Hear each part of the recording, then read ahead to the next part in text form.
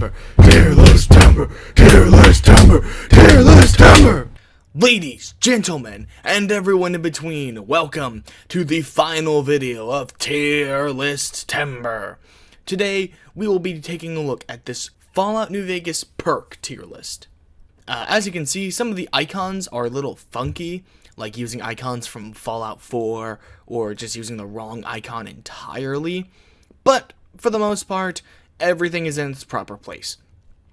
Now, I will be tier listing them based on how good they are, based on the requirements as well, like if a perk is really good, but requires investment in charisma, a stat often recommended to be dumped all the way to 1, then it's going to affect the final rating of the perk itself. Now, before we begin, as usual, I would like to remind you that these are my opinions, and based on the builds that I typically make. Though I have tried a lot of different builds, and so maybe a perk that wouldn't normally get attention does, or maybe a perk that I just don't really like ends up being a little short-handed. I've listed the perks in order from level requirement. So right here you've got the level 2 perks, and then before moving on to the level 4 perks, you have the Dead Money, and from there you have Honest Hearts, and then Old World Blues, so on and so forth. But with all that being said, let's get started with Black Widow and Confirmed Bachelor, because these perks do basically the exact same thing. In combat, you will deal 5% bonus damage to men, and you will oftentimes have unique dialogue interactions with men. This is a very handy skill to have, considering that most of the time you're going to be dealing with men in combat, especially if you're fighting the Caesar's Legion, and oftentimes some of the important quest givers are also men. So generally, these are just really smart perks to pick up if you're wandering around the wasteland. Now, I know what some people will say, man, Cal, isn't it weird that they give gay people an advantage? And to that I say no. These are very solid perks that grant you a noticeable benefit for a majority of the playthrough, and while 5% damage isn't much, it is a nice benefit outside of the conversation side. That way you get something if you're a RPG player who does a lot of talking, or if you're a combat player who does a lot of combating. On the opposite side of the spectrum, we have Lady Killer and Chasse la Femme, which is French for I really like women. Now, these perks do the exact same thing as above, however, they're designed for women. Now, just thinking off the top of my head, I can think of less examples where you would need this perk, but I can also think of examples that are more useful. For instance, these perks can be used to get the liquid that you need to restart the rockets in Come Fly With Me. So that's just something I can think of off the top of my head, but I do know that I think Black Widow and Confirmed Bachelor just pop up more frequently. They're definitely not as good, especially when you remember that female combatants are way rarer, especially for the factions, and if you're going against the Caesar's Legion, these perks are entirely worthless because the only females in the Caesar's Legion are slaves, and something tells me that they don't have very high health to begin with. But yeah, these are okay perks to pick up, especially if you want to be a more role player and do a lot of talking. But yeah, they're definitely worse than their targeting male counterparts. Next up, we have Friend of the Night, which gives you night vision at night. Now, this is a very weird perk, because the night vision, honestly, in my opinion, doesn't help that much. And if you feel like you actually need the night vision, there's plenty of ways to get it, like Cat's Eye, the drug, or certain Nuka-Cola variants give you night vision as well. I think it's Nuka Quantum, but I could be wrong about that. And honestly, it's just not worth the skill point in my opinion. It's neat, and I can imagine that there are situations where it may help, but for the most part, I just don't think this is all that great of a perk. Next up, we have Heave Ho, which increases the thrown weapon velocity and range by 50%. Basically, grenades and javelins will go farther. Throwing weapons are not a especially useful category of weapons. I'll sometimes carry with me hand grenades just because sometimes I'll know where enemies are and I want to try baiting them out, but for the most part, I don't think throwing weapons are all that great. But if you were going for a throwing weapons only build, I'd imagine that this perk would be essential. Now, for the rest of us who aren't doing a playthrough like that, the skill is only mildly helpful. It would be a bit more helpful if you have a mod or something that makes it so throwables can be equipped like they are in Fallout 4, but in this game where you have to switch off your weapon to throw the grenade, they're not super useful. They do have a genuine benefit, but I don't think that's a all too amazing benefit. Following that up is Hunter. Hunter gives you a 75% buff to your critical damage against animals and mutated animals. This is definitely a early game perk, because oftentimes the mutated animals you're hunting, like coyotes or dogs or rad scorpions, they're very early game killers, but outside of the very large ones, you're probably not going to be all too threatened by them once you start getting decent armor and decent weapons. I would imagine that this also helps with actually hunting. One of my favorite things to do in the game is to get a lot of really good food items, is to head south of Chance's map, because you'll find a bunch of bighorners, and not only do they give surprisingly decent XP for killing them, but their meat is not only pretty good for healing, but it also grants you strength +1 for a pretty decent amount of time. So, I'd imagine this perk would also help with that, because if you guarantee the one-shot, then you don't have any risk of the other bighorners running off whenever one of theirs get injured. They won't notice if you instantly kill them, but they will if you damage them. So, I think this is a high card, not a great perk, and especially once you get like really, really good weapons, it's not even going to be noticeable because it only boosts critical damage. But the Varmint Rifle with a silencer is pretty good for landing crits at a distance, so that will probably be your main hunting choice of weapon, and I think it is alright. Next up we have Intense Training, and Intense Training is a 10 rank perk that you can take in order to boost one of your special stats. And despite how bad that might sound, that's actually really useful, especially if you're, say, 1 point off of a perk you really want. Like, let's say that you have 6 perception and 5 luck, but you want the better criticals perk that comes with 6 perception and 6 luck. Well, normally you'd be out of luck, but the Intense Training perk can come out of the blue and save you, allowing you to get that desired perk. I definitely think that this is a pretty good perk to take, just if you don't have anything else you want to take. So Intense Training is pretty good to just get minor benefits, like 1% extra crit chance, or 10 extra carrying capacity. Even something as little as the bonus you get from boosting intelligence to get more XP, that's pretty handy to have. And I'd imagine that this is pretty useful if you either just made a mistake while creating your character, or just thought of something you didn't think of while building your character. I think this is a solid, straight perk. Next up we have Rapid Reload, which increases your reload speed. Honestly, this perk is only okay, because if this perk did not have the requirement to have 5 agility, I would think that this is an okay perk to replace low agility builds. Because if you wanted to put those perk points into something else, then you could pick up Rapid Reload once you hit level 2, and thus have a decent reload speed. But for the most part, Rapid Reload just isn't fantastic. At 5 agility, you're already going to have a pretty decent reload speed. That's only really going to come into effect if you have a really slow loading gun, like a grenade launcher or a hunting shotgun. But this perk is also immediately ruined because of a unique quirk I found in how Fallout New Vegas works. If you have, for example, two weapons attached to your D-pads, your hotkeys. I'm referring to it as D-pad because I play with a controller. But let's say you have a gun on your top D-pad, and you fire all but one bullet of said gun. So it's only got one bullet left in the magazine.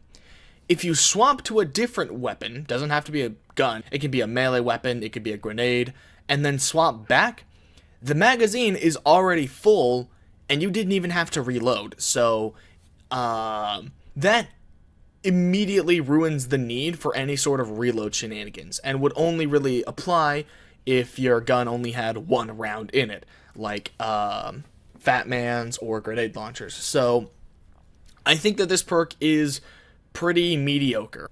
And then we have retention. The effect retention gives you is that whenever you read one of those skill magazines, those things that give you plus 10 skill points for about 60 seconds, now they'll last for 3 minutes. And if I'm being honest, this perk is pretty lame, because most of the time whenever I use a skill magazine, it's right before I need to use the skill, and then I just move on. Like, using a lock-picking magazine the second I reach a lock, and so I don't really need that lasting 3 minutes. This perk just doesn't really have much to do, because skill magazines are kind of a use-it-and-lose-it thing. I don't really imagine many people would be trying to hold on to them for a long amount of time, and even if people were trying to hold on to them for a long amount of time, outside of the particularly rare ones like guns and bullets, most people just have a casual collection of magazines. So I don't think that this perk really has much in its way of positives. Next up we have In Shining Armor, which does nothing. Yes, this perk that requires a whopping 70 science at level 2 is functionally useless. What it's supposed to do is give you a boost to your damage threshold against energy weapons while wearing metal armor, and a bonus 2 if you're wearing reflective eyewear or helmets. Here's the thing. This perk, whenever it's checking for damage, checks for energy.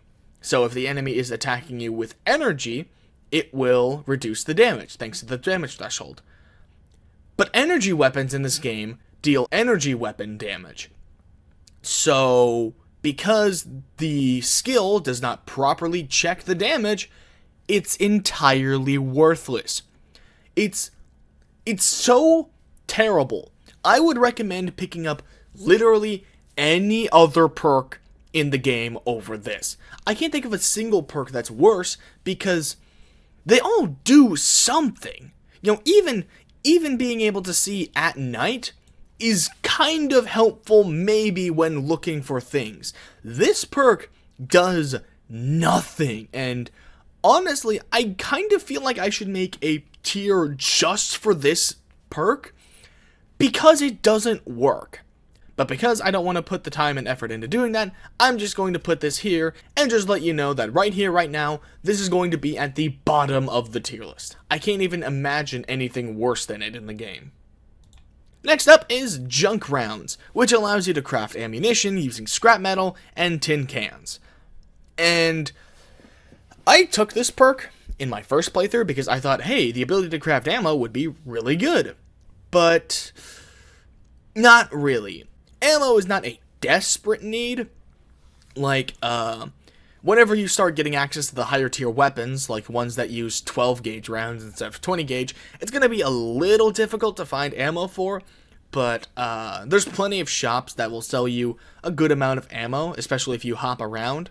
And the worst part about this is that it requires 5 tin cans specifically, not bent tin cans, which I learned the hard way, and 1 scrap metal to produce 1 round. I thought it was going to be like a bulk thing, but no. And that's honestly pretty terrible because, you know, they're not weightless items. You have to carry them around, and they're not exactly super everywhere, you know? So, yeah, this perk, it sucks. It sucks a lot. I'm not even going to lie with you. It's pretty terrible. You're much better off just selling the tin cans and eventually building up enough to buy some, especially if you have a really high barter skill. Absolutely terrible. Next up is the perk Light Touch. The Light Touch perk gives you 5% critical hit chance, and it inflicts minus 25% crit chance on foes while you're wearing light armor or no armor. Now this perk is actually pretty good because metal armor is not exactly super useful. Some people may want to pick up the combat armor, which is medium, but for the most part, I'd imagine most builds will be using leather armor for their entire playthrough, and so Light Touch becomes a very nice ability, because that's just 5 extra chance that you'll deal a critical hit to cripple the opponent or outright take them out, and a 25% less chance that you'll just randomly die because of a fluke shot. Honestly, I think that this is a pretty useful build for basically any build that isn't running medium or heavy armor. Even if you're wearing, like, clothes and not armor, it's still a very useful perk. So I think that it deserves its place near the top. It's not quite essential for every playthrough, but it is a pretty nice perk altogether. Next up we have the Old World Gourmet perk, which gives you a 25% addiction resistance and a 50% health bonus from snack foods, as well as letting various alcohols give you health as well as their normal effects. This is a pretty undervalued perk, I'd say. Firstly, that 25% addiction resistance means that you're less likely to get addicted when spamming Psycho and Jet. And while a lot of people don't really mind the addiction effects, they can stack up if you're using quite a lot of them. Let's say that you're about to go into a really, really difficult fight, like getting jumped by a group of very dangerous raiders, or perhaps you're about to go into a fight with, say, the Brotherhood of Steel or something. So you decide to pull out your drugs and use Buff Out, Jet, Psycho, and Med-X. Well, if you're unlucky and get addicted to all of those things right then and there, then you're suffering -1 strength, perception, charisma, intelligence, and -2 endurance and agility, which is pretty bad if those wear off during the fight, and you don't have anything to deal with said addictions. The health boost to snack foods is less useful, but the health bonus from alcohol is actually really nice, especially if you have a particularly high survival, and since alcohol is basically everywhere, you can use these to heal up minor injuries instead of potentially using up one of your rare stim packs. I don't think this is a perfect perk, or even a great one, but I think it's definitely a undervalued perk that I think more people should try out in their runs, even if it's just for the lessened chance of getting addicted. Next up we have Cannibal, and the effect of this perk means that when you're crouching, you can eat the corpses of humans. This will give you a slight bonus to your missing health, but you will immediately lose karma, and anyone who witnesses this will be immediately disgusted, and many will outright open fire on you. This perk is only situationally useful. I can't imagine too many situations where you'd want to eat something instead of using a stim pack, or even drinking some Nuka-Cola or Sunset Sarsaparilla. This is more of a, in my opinion, roleplay perk. Something you would pick up because you're playing as, like, Leatherface, and you want to really embody that cannibalism part of him, but really, it's not amazing. It can be made to a average skill if you eat a lot of corpses. Eating 25 will give you the Dine and Dash challenge perk, which will allow you to, instead of eating someone right then and there, collect their remains to be eaten later. And it also unlocks a perk later called Ghastly Scavenger, but for this perk itself, it's pretty lackluster. Next up is Comprehension, and Comprehension gives you 1 additional skill point for reading books, and it doubles the effect of skill magazines. This is definitely a perk that sounds better on paper than it does in practice, because getting 1 extra point from skill books is definitely nice. That means that instead of getting 3 points, you'll get 4. But there's not a ton of books, and it's pretty easy to max out the stats that you really want. So I don't think that part is super nice.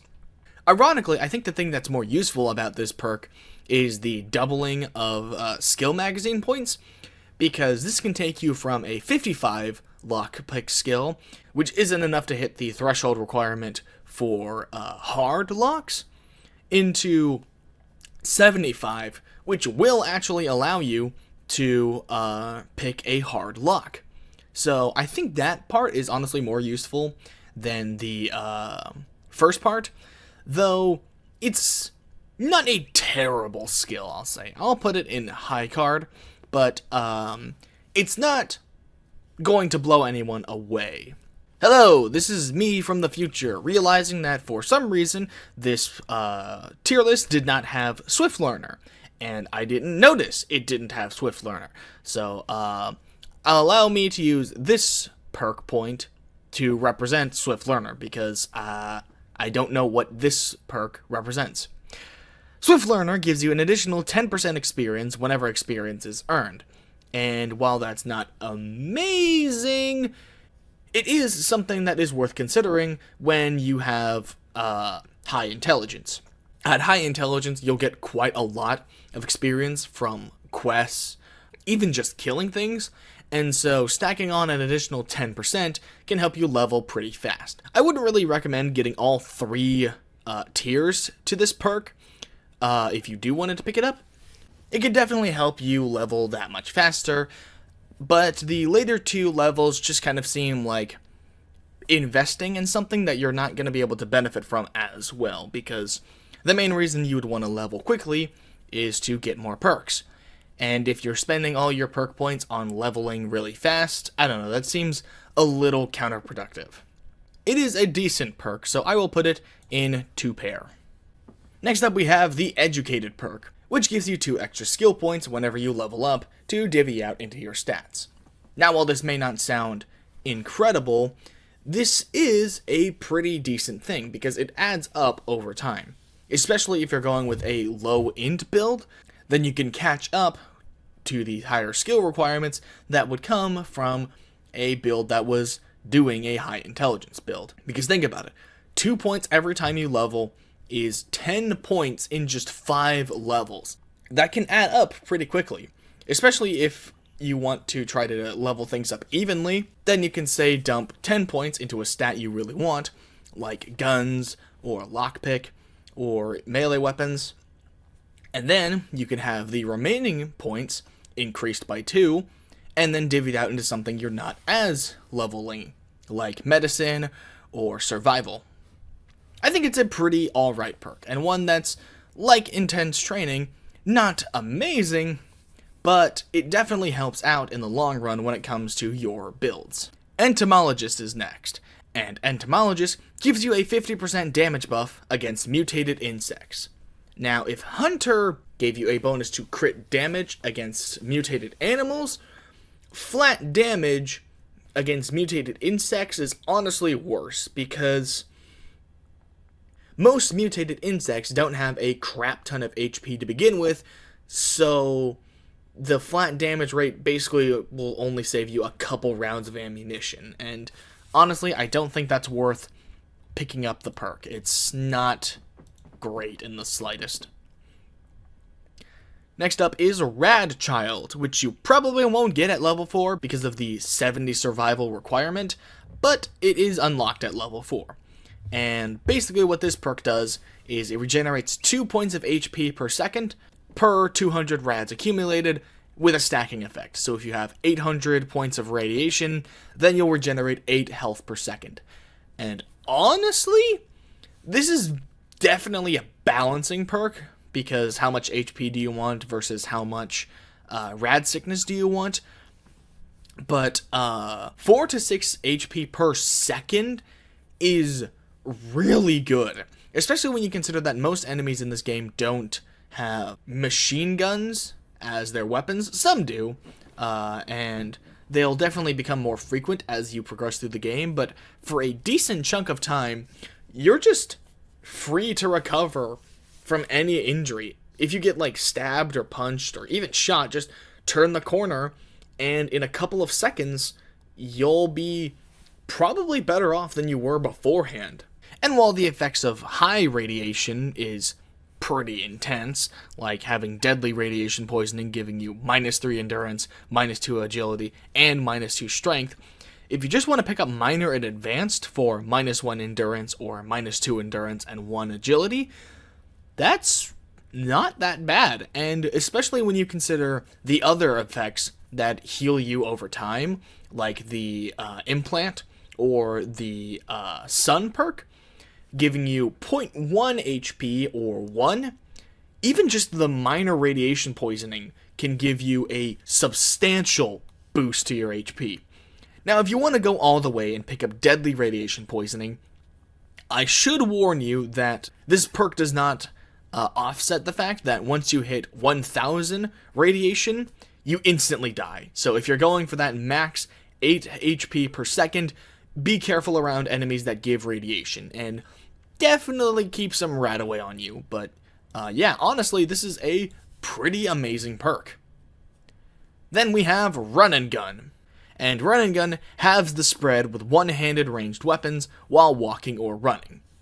Honestly, this is a pretty terrible skill because, like, most people will just immediately ADS once they get into a fight, and a lot of people tend to use two-handed weapons because this is your shotguns, your machine guns, even your sniper rifle. It basically only affects pistols and low-tier energy weapons, and that's not really useful because when you get into a firefight, you're gonna, stop and carefully aim, holding down the ADS button and probably crouching to make yourself a smaller target. And if you're moving in a firefight, most of the time you're moving to cover or running away, in which case firing off more rounds won't exactly be all that helpful. So I don't think this is a perk that many people should pick up.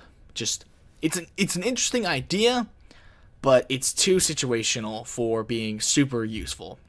Next up we have the Travel Light perk, and the Travel Light perk gives you a 10% boost to your movement speed when wearing light armor or no armor. That's not that impressive, to be totally honest.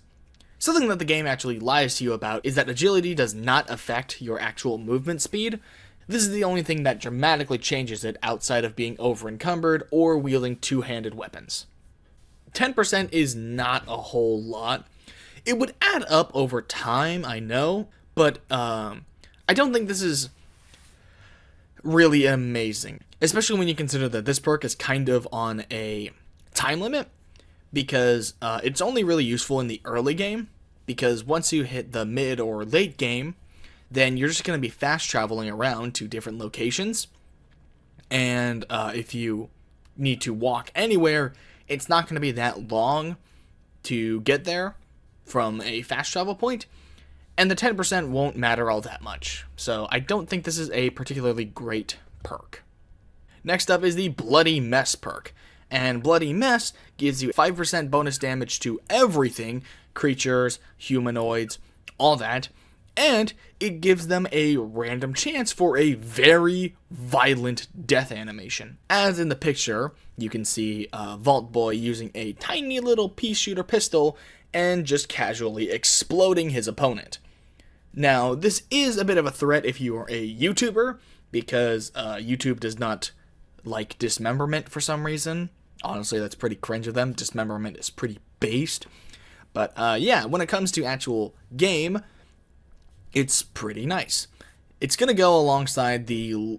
I think we're going to put this in solid straight, because while the bonus is the same, it gives them to everything. And while you can't use this perk outside of combat, it is a pretty useful ability to just deal 5 bonus damage to everything. And I do mean everything. Demolition Expert is next, which gives you a flat buff of 20% damage increase with explosives. This means grenade launchers, sticks of dynamite, all that good stuff. Now, explosions are not exactly a amazing category of weapons.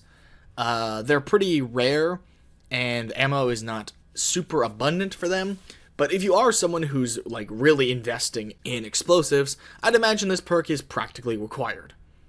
It's okay, and I don't think it's going to be amazing for most builds, especially if they're ones that aren't using explosives such as grenades or sticks of dynamite. But for those who are, it's pretty nice. And I've basically never seen anyone not use a grenade launcher in their runs, so since this also benefits that, I'll give it a little higher ranking than normal.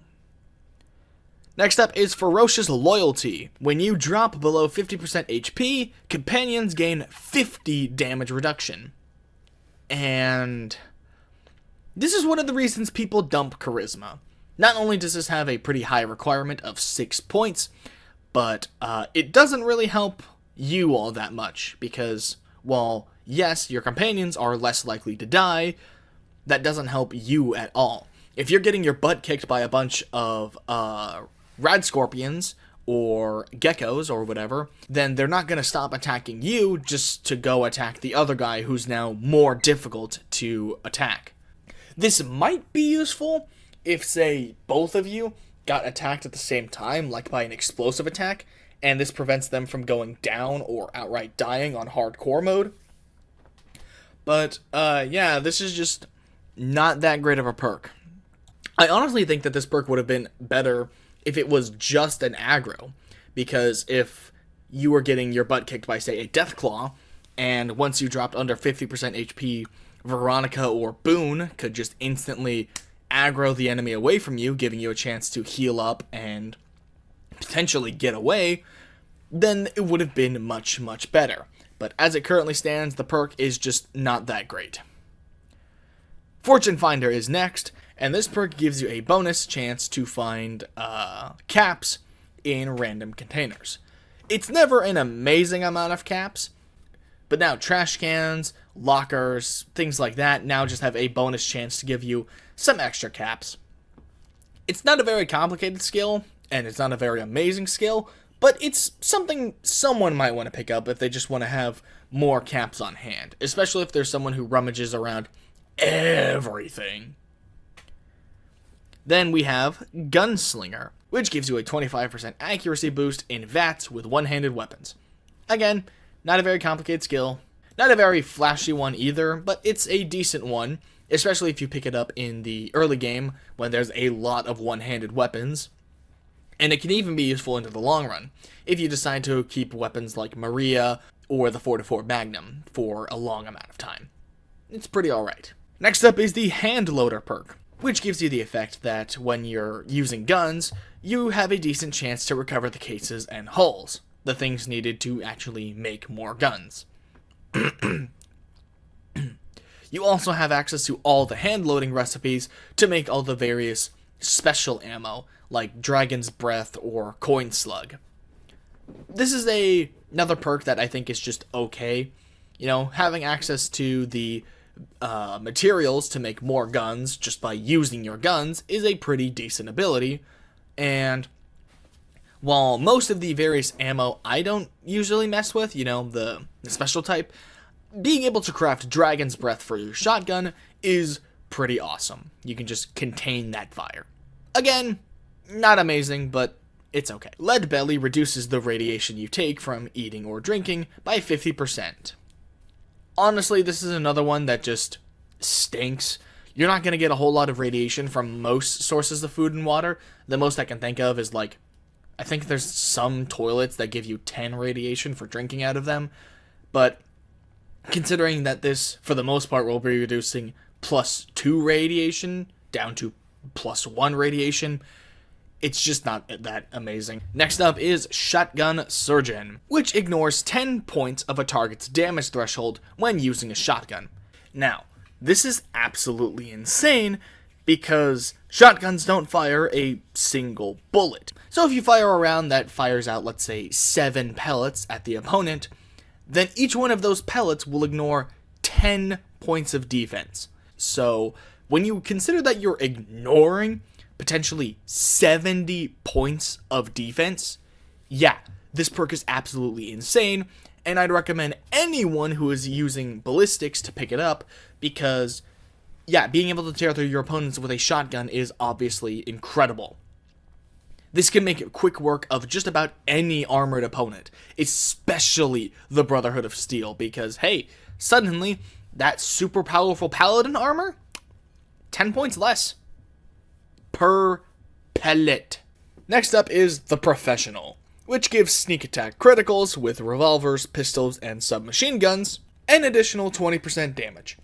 Now, sneak attack criticals are most likely going to one-shot the opponent anyway, but this really just makes sure that it guarantees it. I don't necessarily think that this is a super impressive perk,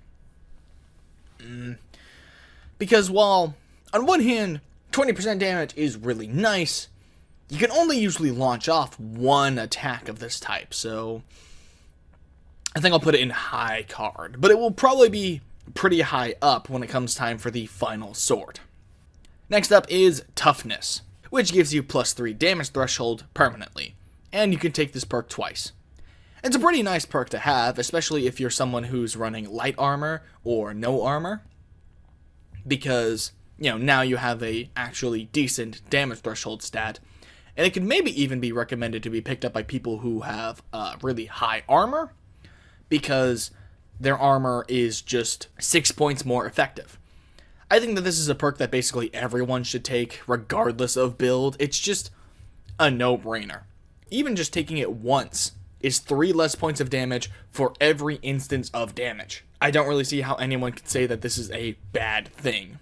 Next up we have Vigilant Recycler, which is basically the exact same thing as Hand Loader, except with energy weapons. Now, I don't really use energy weapons all that much, but I think I'll put it in the exact same tier as Hand Loader because, again, it's basically the same thing. Next up is Commando, which is the exact same thing as Gunslinger, but with two-handed weapons. This is definitely a perk that's going to come in more handy throughout the rest of the game than Gunslinger, because while one-handed weapons tend to fall off eventually, you're basically always going to have a pretty good two-handed weapon, whether that's the single shotgun or the varmint rifle, all the way up to things like the assault carbine, and even the anti-material rifle. That's just 25% bonus accuracy in VATS. Now, while I don't use VATS all that much, it is very nice whenever you're just in a hectic fight and you need to take out an opponent. You just hit the right bumper, and then click the head as many times as you can, and then the problem usually goes away. So I think that this is a bit better than Gunslinger. So I'll put it in solid straight. The next perk is Cowboy, which gives you a 25% boost to your damage done by dynamite, hatches, knives, revolvers, and lever action guns. This is a very roleplay heavy perk, but it's one that I think is actually pretty decent. Revolvers and lever actions are pretty decent throughout the entire game, because you'll start with the 357 revolver, and then upgrade to the 44, and the lever action shotgun and lever action rifle will come in at about the mid-game, so you'll have a 25% boost to your damage for a pretty decent time. And while hatchets and knives are pretty lackluster, dynamite is actually worth getting, because especially if you stack it with the Demolition Expert, that's 45% bonus damage with dynamite, and that can make a pretty effective weapon. So I'm going to put this in solid straight. Living Anatomy is next, and Living Anatomy shows you the health and damage threshold of any target, as well as giving you a 5% bonus damage to humans and non-feral ghouls.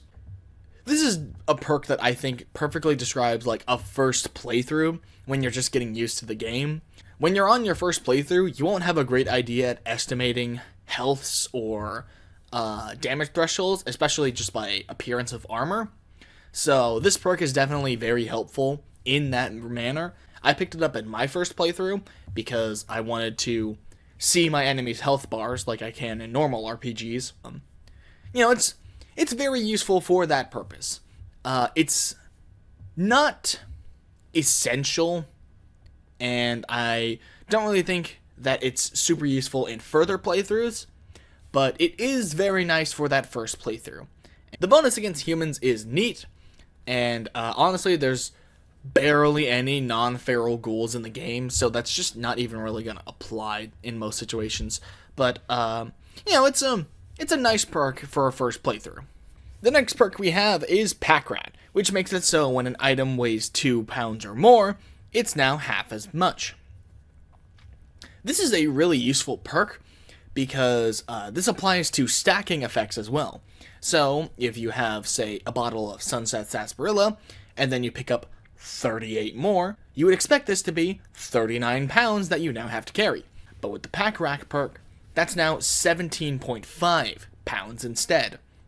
As you might imagine, everyone loves picking stuff up, so being able to pick up even more stuff is really nice. This is especially useful in a hardcore playthrough when ammo has weight, because now, if you hit 2 pounds worth of ammo, which is easier for some than others, then no you didn't. That's now 1 pound.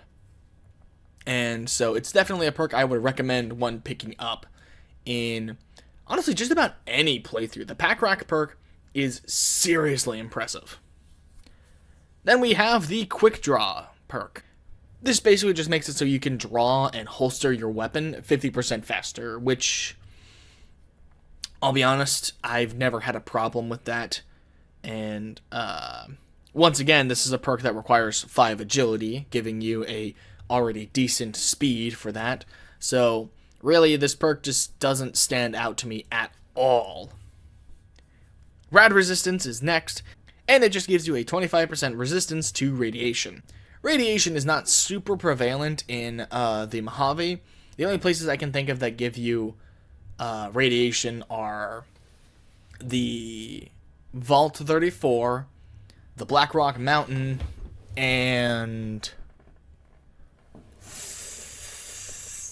think that's kind of it, really, for places that give you radiation. So radiation is not a super huge threat. Honestly, the fact that it helps you out in Vault 34 may be benefit enough, because that is probably one of the most confusing vaults, especially if you want to get to the storage room to get the special weapons like the All-American. So I definitely think that this perk can have its benefits, but it's not super useful. Scrounger is next, and Scrounger lets you find considerably more ammunition in stockpiles. Once again, ammo is not necessarily something that I think is super hard to find, but I can definitely see this perk coming in handy if you have, say, really rare ammo, like grenade launcher rounds or 50 MG, because this affects every single type of ammunition. So, you know, there's always a chance you could just get really lucky in a container and find some ammo you really needed. I think this is a bit... it's basically the same thing as Cap Collector, but I'm going to put it... I think I am going to put it a little bit higher than Cap Collector, because 1 cap is 1 cap, but basically every ammo in the game sells for at least 1 cap, so finding, 7 caps is alright, but finding 7 of an ammo that you don't really need, like say 44 Magnum, means instead of finding 7 caps, you found 21 caps, which is significantly better. Then we have Stonewall. Stonewall gives you 5 damage threshold against melee and unarmed attacks, and you can no longer be knocked down during combat. Now, being knocked down is not a super common occurrence. The only enemies I can think of right off the top of my head that can knock you down are Bighorners and Legate Lanius. I don't think Deathclaws can knock you down. But while that is a minor benefit, that I could see someone picking up the perk because of that, that plus 5 damage threshold is just free damage threshold against something that you're going to come into contact with a lot of time. Because there are a lot of melee attackers, especially when you realize that this perk also affects things like biting or stinging. So those Cazadors, they're not going to be 5 points less threatening. So while I don't think that this is a essential perk, actually no, I do think it is essential, because again, 5 less points of damage from any and all sources of melee damage, and no longer being knocked down during important fights. So I really do think that this perk is pretty much essential for just about any playthrough, if for no other reason than making the Legate Lanius fight that much easier. Strongback is next, and Strongback gives you 50 carry weight. It's a very simple perk, but it's a very useful one, because who doesn't love 50 more points of carry capacity? I don't really see a reason why someone would turn down this perk. It's a pretty universally useful one, and while not every run needs a whole lot of carry capacity, come on, we're all going to pick up literally everything we see. It's a Fallout game. What else are you supposed to do? After the Strong Back perk is the Super Slam perk, which gives all melee weapons, note melee not thrown, and unarmed attacks a chance of knocking your target down. And as you might imagine, that's really good, because when an opponent is knocked down, they can't do anything. They'll be knocked down, wait a couple seconds, and then start getting back up, which gives you more time to potentially land the 15 or 30% chance to knock them down again. So if you get lucky and land the Super Slam perk, you've basically won the fight, because if you can just keep the pressure up, they're never getting back up again. Of course, this only affects melee weapons, so I can't put it in a Royal Flush, because if you're going for a fully ranged or energy build, then this perk really does nothing for you. But if you're going for a melee build, then yeah, no, this is a no-brainer. You can essentially just have a potential instant win button by pushing someone over. Next up, we have the Terrifying Presence perk, and the Terrifying Presence perk gives you certain situations where you can intimidate foes who have come your way. It's only useful in dialogue, and I think there's only like 10 instances of it, but basically, when you select the Terrifying Presence dialogue option, the opponents will flee from you for about 5 seconds before they turn back around and start shooting you again. This is definitely a roleplay perk. It's nothing incredible. It's not a very useful perk. It's very situational, and I think it just doesn't really have much of an effect. I wouldn't recommend picking it up unless it was for a roleplay character. Like if you're pretending to be like some big, intimidating, scary guy, then yeah, sure, maybe pick it up, but for the most part, just not really amazing. Next up is the only perk that comes from the Gunrunner's Arsenal DLC, the Mad Bomber. The Mad Bomber perk gives you the ability to craft special explosives at any workbench. Again, this is a niche perk outside of those who are going for a explicitly explosives run, but it would definitely be very useful for a explosive-only playthrough, like making the nuke grenade or using very common items to create a tin grenade, but it may also be slightly useful in, say, a ballistic playthrough, because this perk gives you access to the MFC grenades, which for 3 microfusion cells gives you access to a grenade. So, you know, it's an alright perk, I think. Definitely way more useful if you're going for that explosives run, but if you're not, it's just okay, you know. Gives you something to do with those microfusion cells, but not much else. Next up is the Grunt perk. And the Grunt perk gives you 25% bonus damage with 9mm pistols and SMGs, 45 pistols and SMGs, service rifles, assault and marksman carbines, light machine guns, frag grenades, grenade rifles, and launchers, and combat knives, so long as they come from the base game or on its Hearts DLC. It's a pretty average perk, I'd say, because while that is a very long list of weapons and a pretty decent buff at 25% more damage, a lot of these weapons are going to be phased out for better ones down the line, though whenever you get access to this perk, it's going to be pretty nice to have. You know, you're likely still going to be using the 9mm pistol that you got from the early game, and service rifles and assault carbines are pretty good mid-game weapons, so I think this perk does have some utility, though I do question why it doesn't work with 10mm stuff. But besides that, I think it's a pretty alright perk. Not amazing, so it's not going to go in the upper half of the tier list, but it's okay. Next up is Home on the Range, giving you the ability to sleep at a campfire, with all the benefits that come from that. So this is restoring your HP, recovering your limbs if you're playing on hardcore mode, or just letting time pass. It's a very okay perk, because sleeping is not something that you'll do often, and a lot of the times, if there's a campfire, there's beds you can sleep in nearby. It's nothing amazing, but, you know, it could have some utility, especially in DLC areas that don't give you full access to that. But, yeah, I think it's just okay. Hi, this is me realizing that I made a mistake, and so did the tier list. The tier list did not have Grunt. I don't know why it didn't, but yeah, I accidentally used the Sneering Imperialist perk icon as the Grunt icon, but that is now fixed. As for Sneering Imperialist itself, it gives you 50% bonus damage and 25% VATS accuracy against tribals and raider characters. Now, while tribals are your main opponent in Honest Hearts, this is not a very amazing perk because they don't have awesome armor. The common raider gear only has a damage threshold of 6, so you'll blast through that pretty easily, and I don't think that this is worth picking up in most circumstances, because raiders are fairly weak and can be taken out pretty easily. I might recommend picking this up if you're having a difficult time with Honest Hearts, because if you go into Honest Hearts pretty late, they'll have some pretty good weapons on them.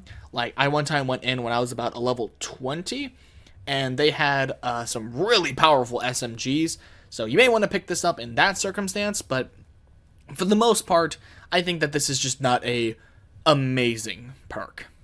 Tribal Wisdom is next. This perk gives you 25% poison resistance, as well as the ability to eat mutated insects in sneak mode, kind of like cannibalism. While it does share the animation with cannibalism, this perk does not make other people attack you out of the blue, so you don't need to worry about that. The biggest benefit one may be able to draw from this perk is that you take 50% less damage towards your limbs, but only from mutated animals.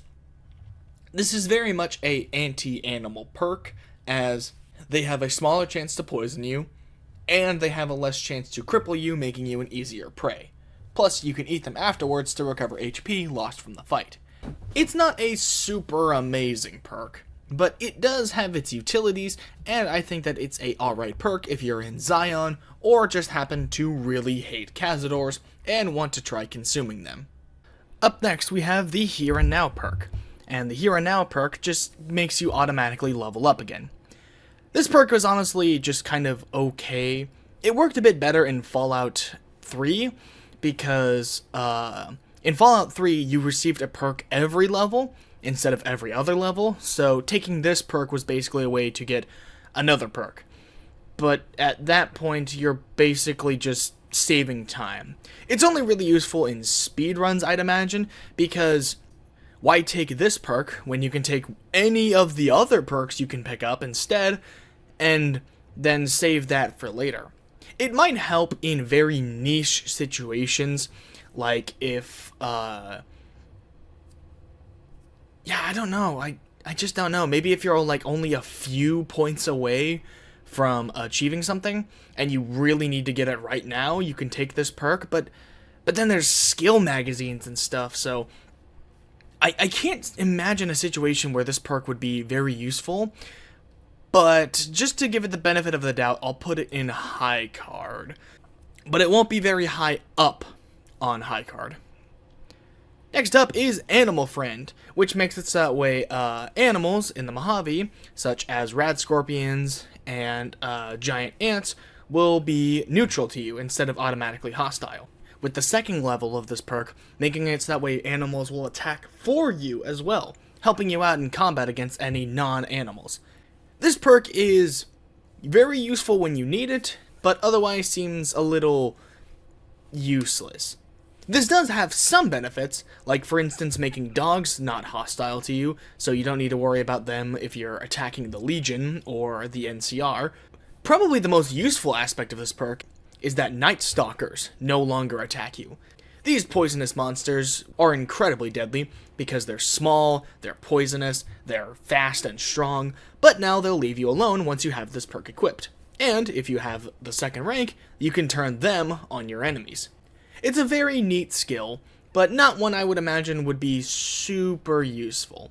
I think I'll put it in 2 pair because the ability to pacify some of the most deadly enemies in the Mojave, as well as making Legion mongrels not as deadly, is very nice. Next up is Finesse, which may be one of the most boring perks so far, but one that I can see anyone getting a kick out of. Finesse gives you a plus 5% crit chance that can be taken at any level of luck, including 1. This means that if you've maxed out luck at 10 points, you now have a 15% chance to land a critical hit without any other benefits or buffs. And that's a really good buff. Think of it like this. The service rifle has a capacity of 20 bullets, and is a fully automatic weapon. This means with max luck and the finesse perk, statistically you're guaranteed 3 critical bullets in that one magazine. And I think that's just really useful. This can also be useful to patch up your crit chance if you have decided to dump luck for whatever reason. This is made even better with the light touch perk, as when wearing leather armor, you'll have a 20% critical hit chance. This is undoubtedly a perk that basically everyone can get a use out of, and the only weapon that really doesn't benefit from this much are grenade launchers and non-automatic pistols, because shotguns, each pellet that the shotgun fires has a chance to crit.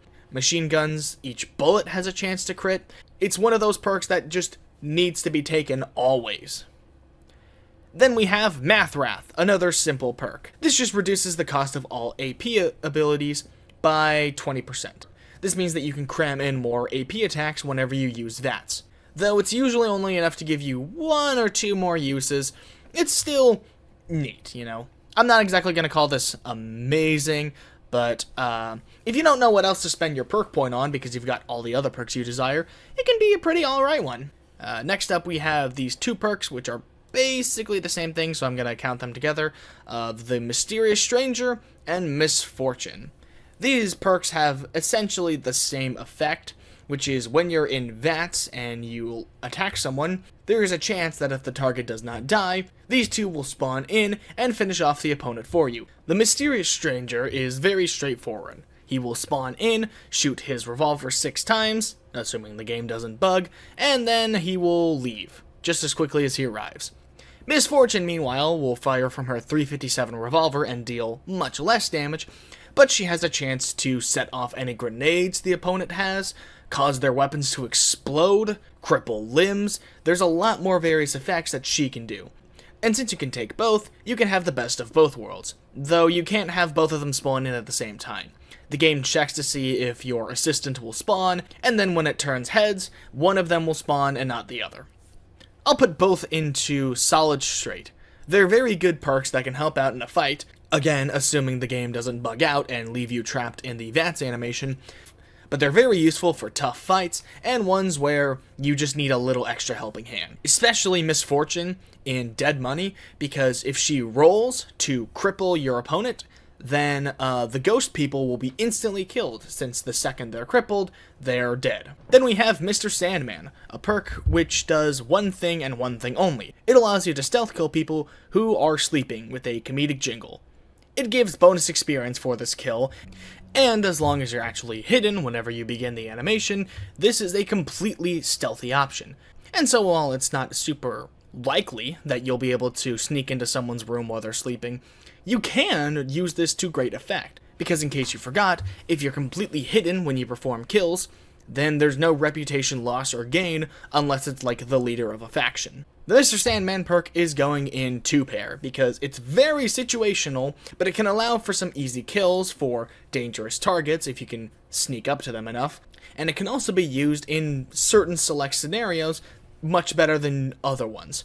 For instance, I one time used it to kill Papa Khan, the leader of the Great Khans, and then became the leader of the Great Khans since he named me his successor in case he died.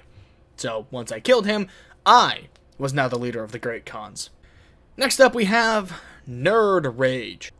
Nerd Rage makes it so whenever the player drops under 20% HP, they get a massive plus 15 to their damage threshold, and their strength is automatically set to 10. This is very useful because, for reference, the best light armor in the game, the Sierra Madre Armor Reinforced, gives you 18 points of DT. And the best heavy armor in the game gives you 28. So no matter what your build is, you can either almost double your DT or 1.5 times multiply it to survive whatever is attacking you, and your strength is automatically set to max, which is only really useful if you're doing a melee build of some sort. But it could also just help if you're incapacitated, like you're carrying a lot of stuff and you get jumped by enemies, and then all of a sudden you have more strength, so you can carry more, so you're no longer slowed down. This is a really great perk that I don't see a lot of people talk about. I genuinely think it can be one of the most useful skills in the game. The only real flaw it has is that if you're going for a pure gun build, then you're not really going to get much out of the strength buff outside of the aforementioned carrying capacity buff. But really, that's a minor nitpick to this otherwise amazing perk. Next up is Night Person. Night Person gives you +2 to intelligence and perception whenever it's, well, night out. That means 6 p.m. to 5:59 a.m. And it's pretty lame, to be totally honest. Not only does the bonus to intelligence not help you get any more skill points, this perk also doesn't really do much else for you. It gives you +8 points to select skills, although if you have more than 8 intelligence or perception, then the bonus is going to be less than that. And so it's really just kind of a skill.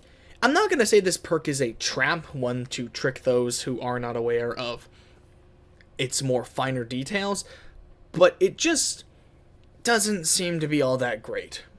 But it honestly does just not do much. I'll put it in probably out of luck, because it's really not that beneficial.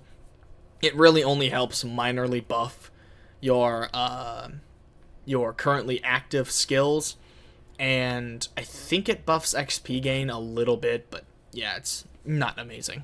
Next up we have Plasma Spaz, which reduces the cost of AP abilities by 20%, but only for plasma-based weapons. This is, as you might imagine, kind of terrible, because while Math Wrath aids all of your weapons, this only affects plasma weapons, which no is not all energy weapons. This means that laser weapons are entirely left out, and there's honestly not a whole lot of plasma weapons in the game. Like, you'll find a couple, but really it's not a whole lot, and that's just pretty terrible. It's probably really nice if you are a plasma weapon user, but you can just take Math Wrath, and this will benefit all your perks. This would literally only affect you if you were going for a plasma-only build.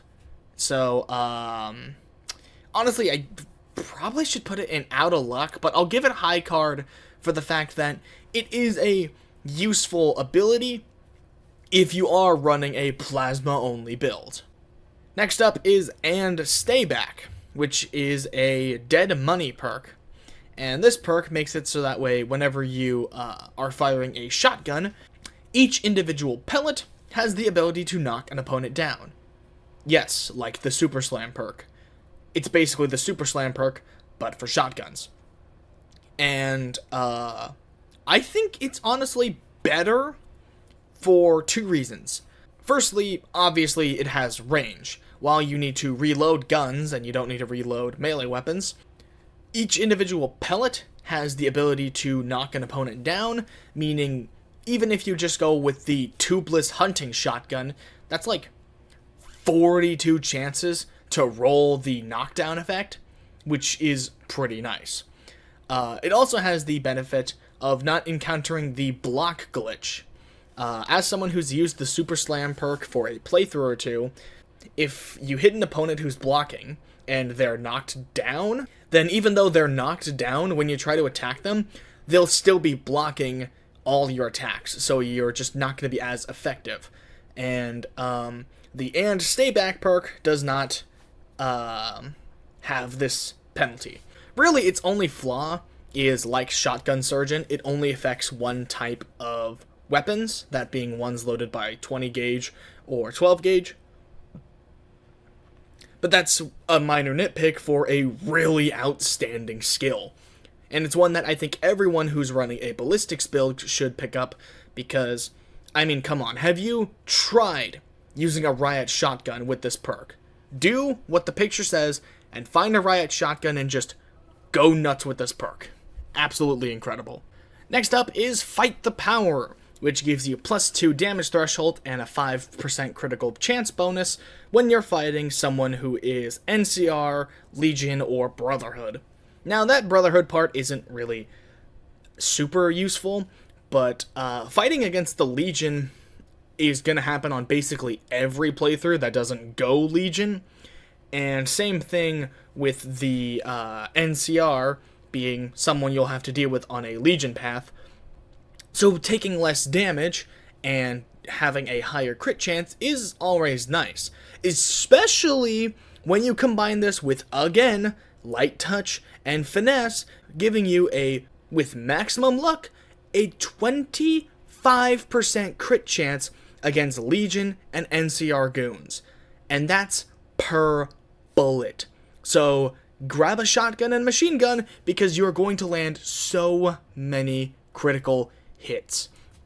This is just a really nice perk. Really, the only reason why I'm not putting it in a Royal Flush is because I do wish the numbers were a bit better for the damage threshold, and it will probably only really come in handy either when hit squads are sent after you, or during the end game, or if you decide to just randomly shoot up the Legion camp or the NCR goons in one of their camps. But yeah, it's just a really nice perk that I think anyone can get good use out of. Fast Metabolism is next, and this perk gives you a 20% bonus to HP recovered when using stim packs. And it's not incredible, but you know, it's something nice just to top you off after a rough fight or prepare you for the next one. You know, nothing groundbreaking, but it can be effective in a way. Ghoul Scavenger. This perk is exactly like Cannibal, but it allows you to eat feral ghouls and super mutants, allowing you to gain HP and lose karma if that's something you want to do. I don't think this is any better than Cannibalism. In fact, I think it's worse. Next up, we have Get Down. And Get Down gives you a plus 25% defense bonus against any and all explosives. This is one of the few perks that are exclusively defensive, and I think that that's an okay thing, you know? Not every perk needs to give you a whole bunch of offensive bonuses. Plus, this is one I can see a lot of people picking up, because, you know, this prevents you from getting one-shotted by landmines, or having your grenade launcher backfire on you, or having a grenade thrown and then bounce back into a wall because you didn't math it correctly, and then causing you to explode. So, I think it's a pretty good perk. The only real issue I have with this perk is that it requires 70 explosives, which is not something a lot of people are going to take, unless you're really planning on building a lot around explosives, like the grenade launchers, or even just dynamites and the like. Probably not one most people will pick up because of the high requirement, but if you are planning for a 100% run, it might not be a bad idea to pick it up to deal with some of the harder obstacles. And then we have Life Giver, and Life Giver gives you 30 points of HP the second you take it. Now, that is a pretty decent chunk of HP, because that's 6 levels of equivalence. However, it's not super flashy. Something that I think hurts this perk is that this is another carryover from the older games, but it worked in a slightly different way. See, in the earlier games,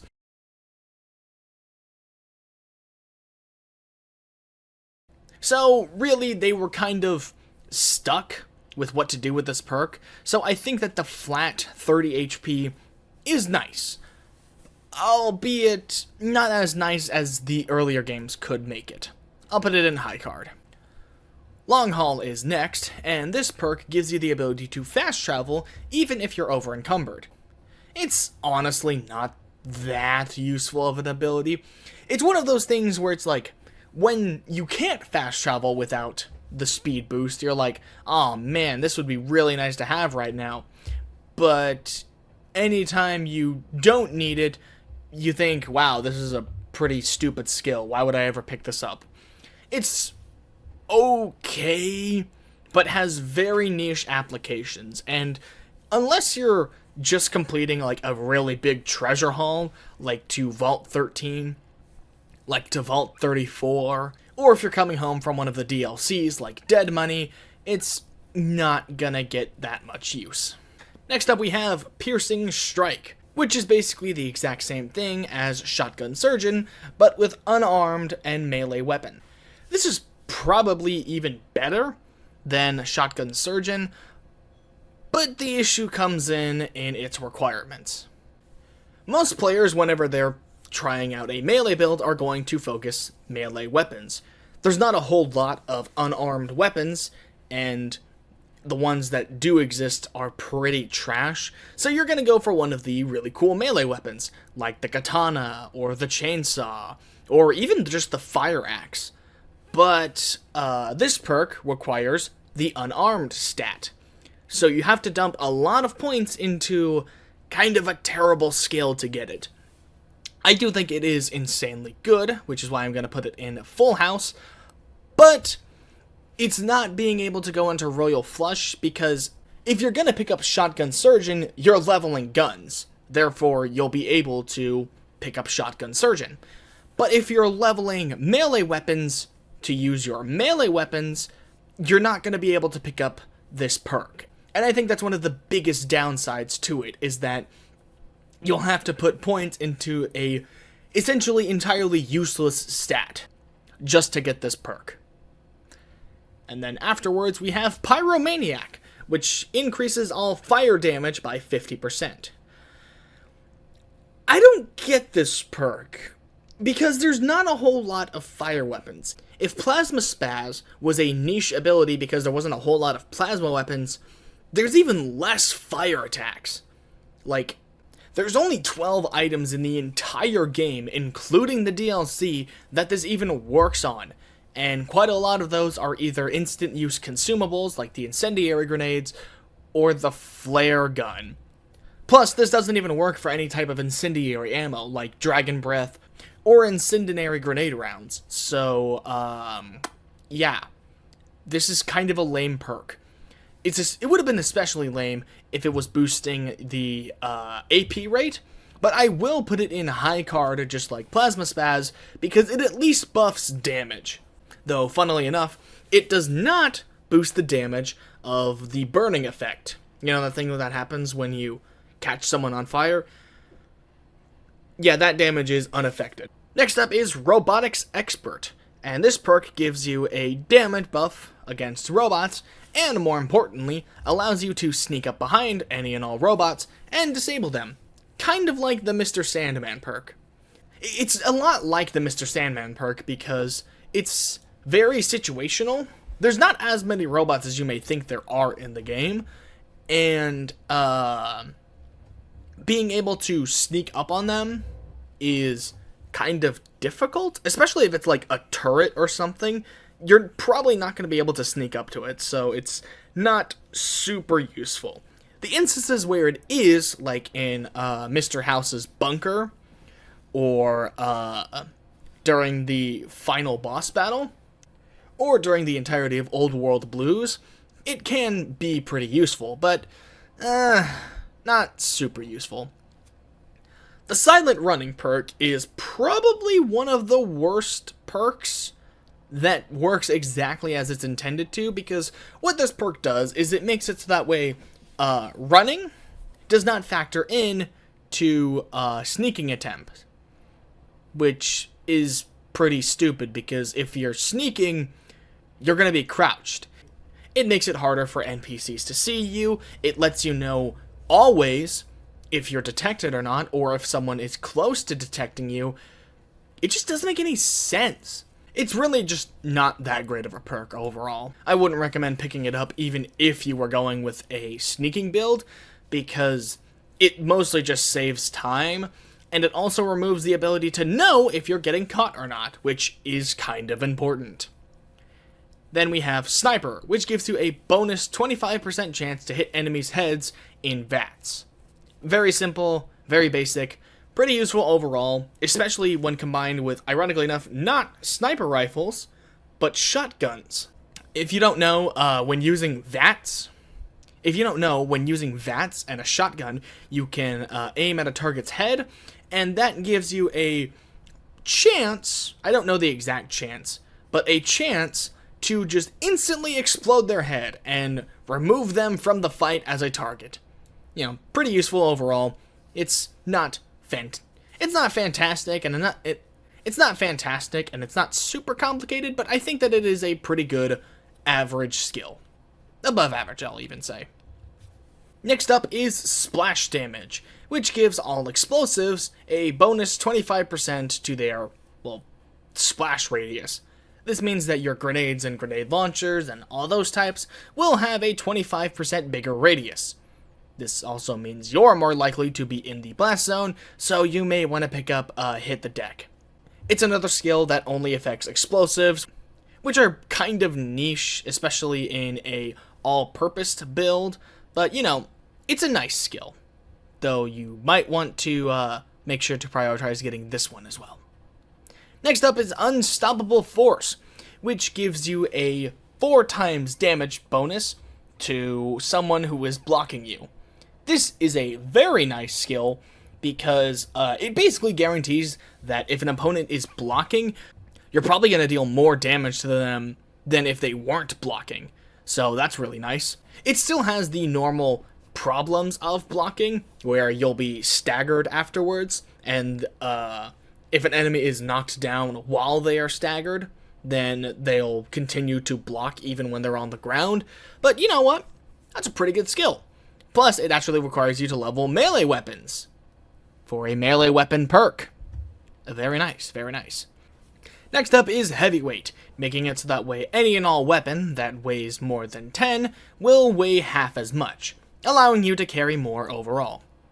The requirement of 7 strength is a little bit high, especially if you're going for normal guns, because you're probably not going to put too much stock into strength. It could be easily circumvented by, say, the intense training perk if this is really something you desire. Interestingly enough, this is probably one of the only perks I know of that give you a disadvantage, because instead of just making it so that way when an item is equipped to your inventory it weighs half as much, it affects every instance of the weapon. So any weapon at all that weighs more than 10 pounds is now half as much.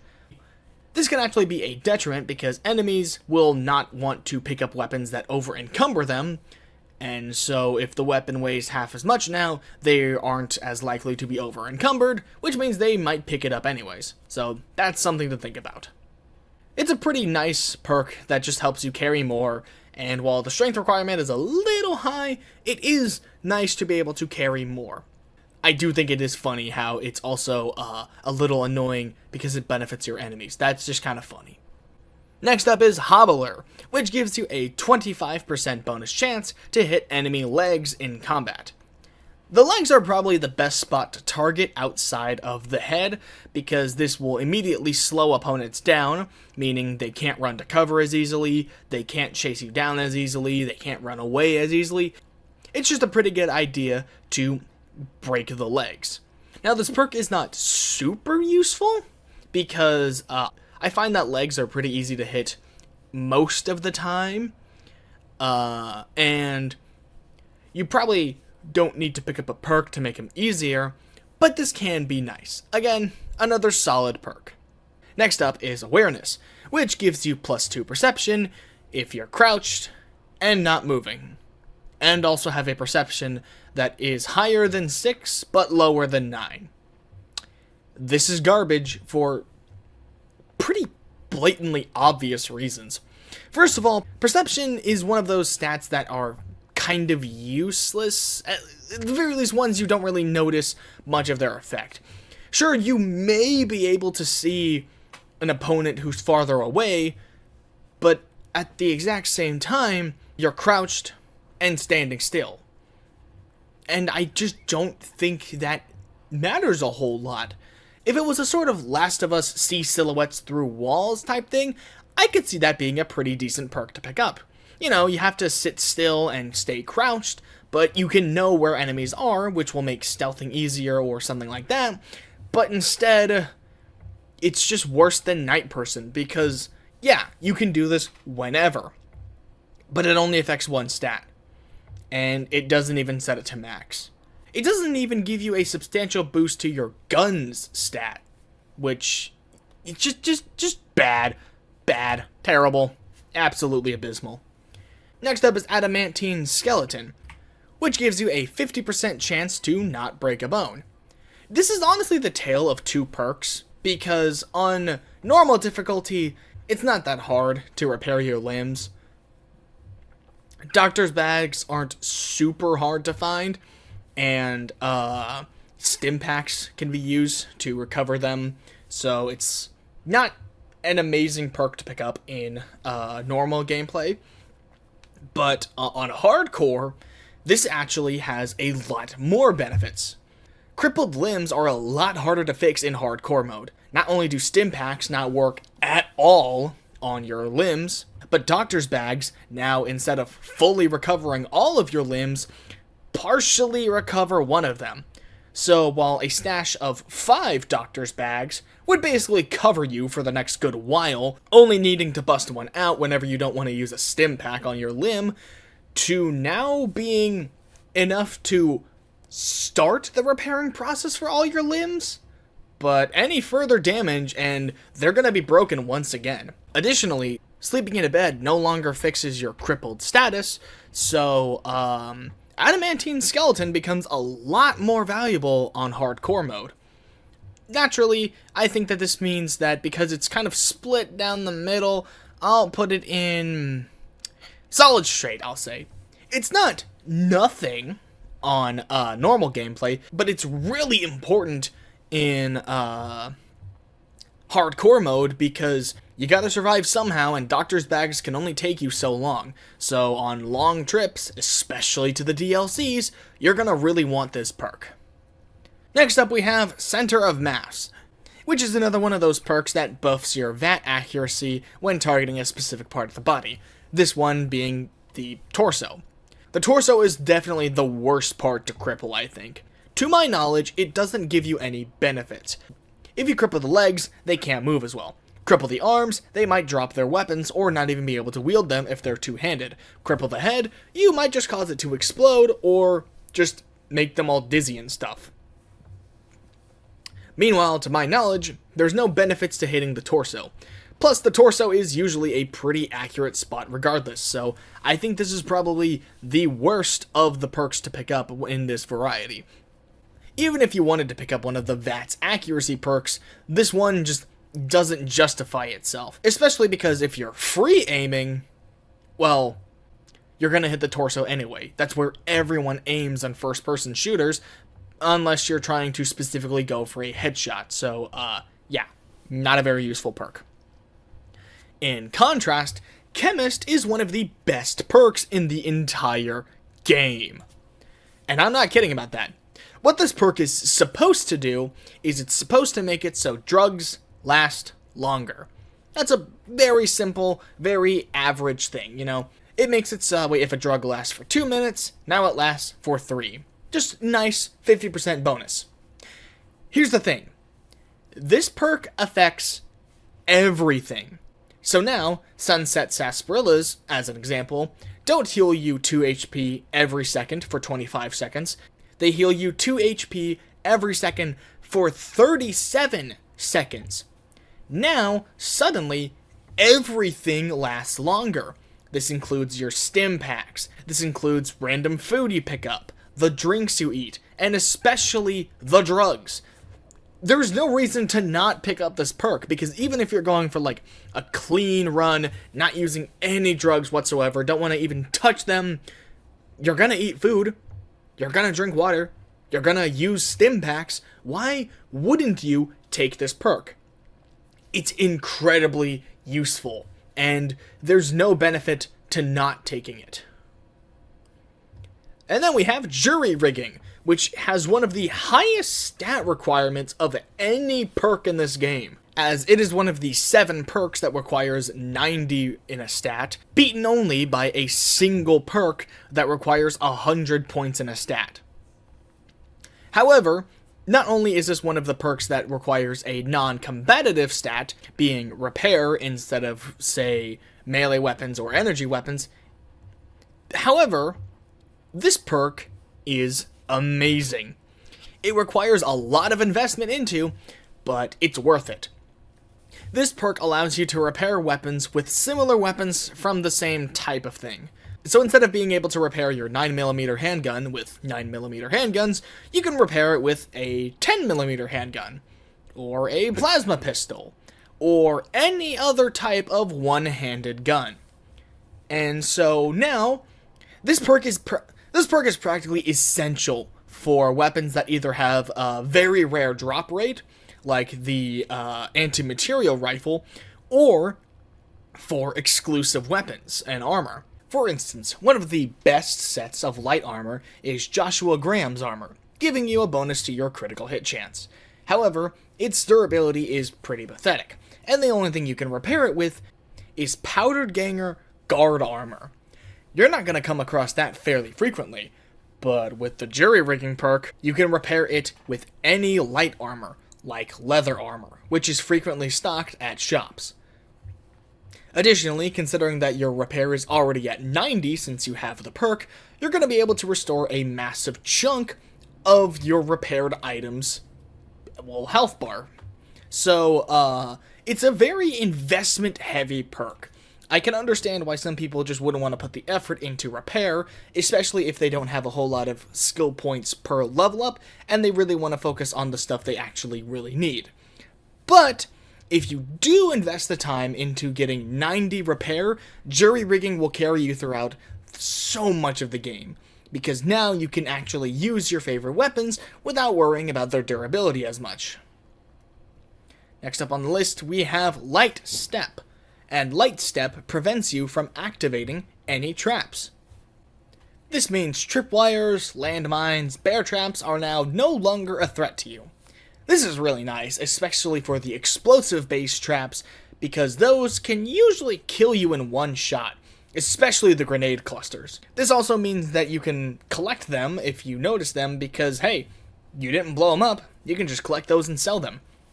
It's not a very high priority perk, but it's one I could totally see you taking if you don't know what else to take.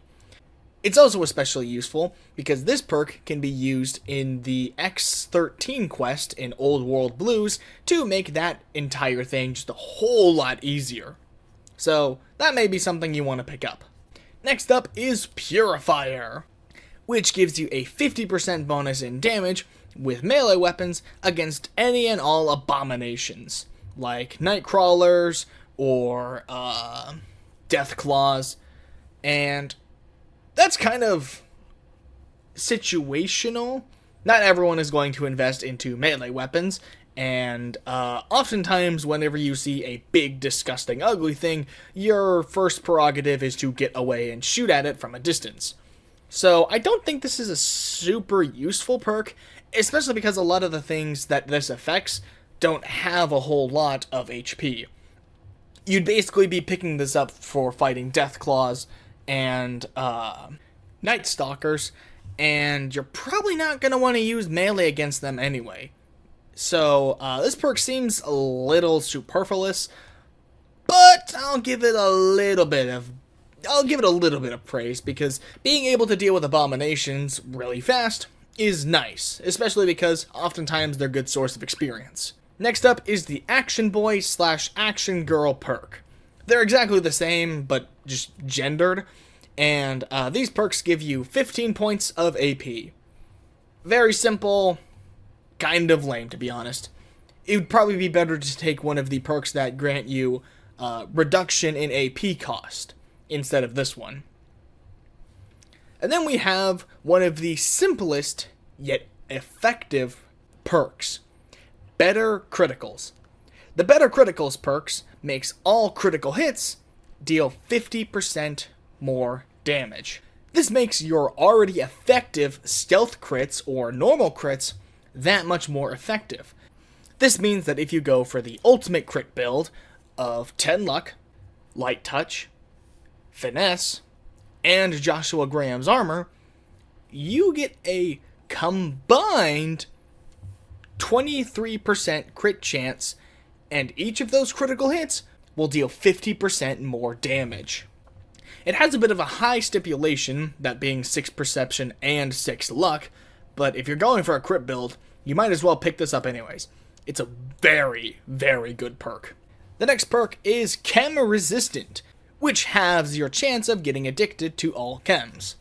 It's a very average perk, especially because in my experience, Fixer and Doctors are not super hard to come by.